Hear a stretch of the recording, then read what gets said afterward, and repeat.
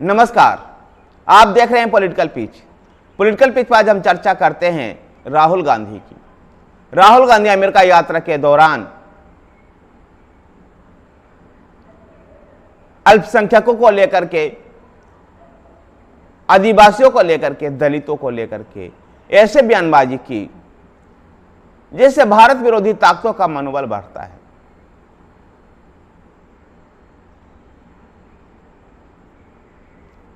और इसका नजारा उनको अमेरिका में भी दिखाई दिया कि उनके ही सभा में खालिस्तान समर्थकों ने नारे लगाए। इससे पहले इंग्लैंड में भी उन्होंने भारत के अल्पसंख्यकों को दोयम दर्जे की स्थिति बताया था। कश्मीर को लेकर के भी कई बार वो पाकिस्तानी राग को अलापने में सफल रहे।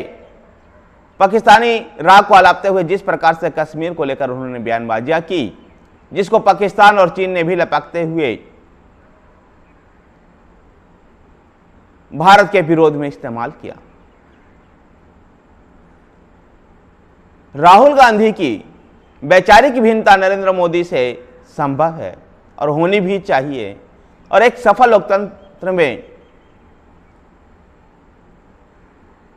सत्ता पक्ष और उसका विरोध भी होना चाहिए, और विरोध भी बड़े मजबूती ढंग से हो, तभी लोकतंत्र की एक खूबियां हैं और लोकतंत्र सफल होता है। लेकिन राहुल गांधी एक तो मंच ऐसे चुनते हैं, धरती भी विदेशों की धरती चुनते हैं जहां वो भारत विरोधी बातें करते हैं। नरेंद्र मोदी सरकार के, नरेंद्र मोदी के ऐसे अंध विरोधी हैं राहुल गांधी, जिनको ये नहीं पता होता है कि राहुल गांधी जिन बयानों को दे रहे हैं वो देश के हित में है या नहीं।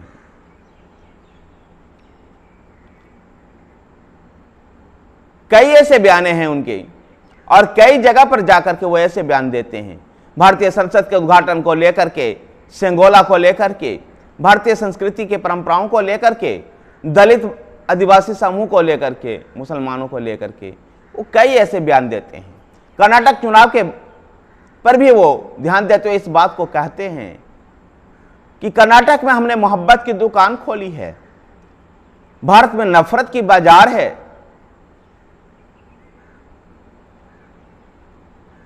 भारत के लोकतंत्र खतरे में है। राहुल गांधी जी, मैं आपसे एक सवाल पूछता हूं, अगर भारत के लोकतंत्र खतरे में है तो अभी अभी आपने कर्नाटक विधानसभा चुनाव जीता है, और वो भी प्रचंड जीत आपको मिली है। आपको जीत के मुबारक हो।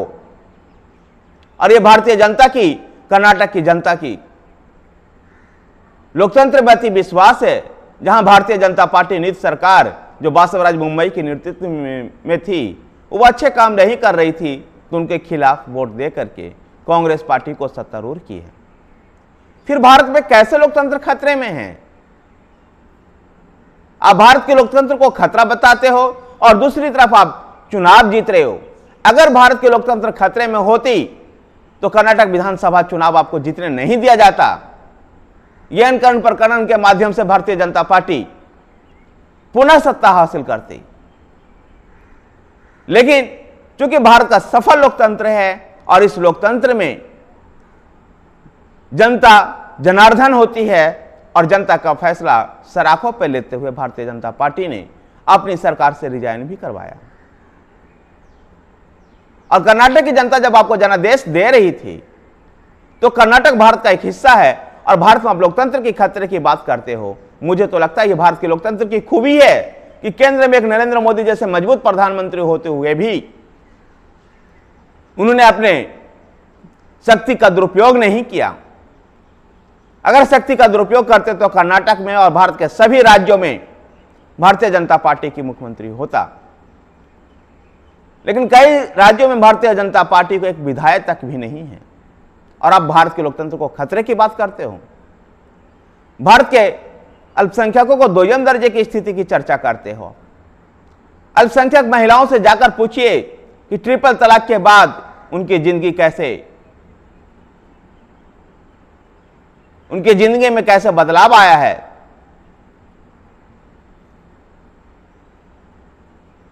प्रधानमंत्री और केंद्र के जन कल्याणकारी योजनाओं से के बारे में जाकर के मुस्लिम महिलाओं से भी पूछिए उज्ज्वला योजना से किस प्रकार से उनके घरों में गैस चूल्हे पहुंचे।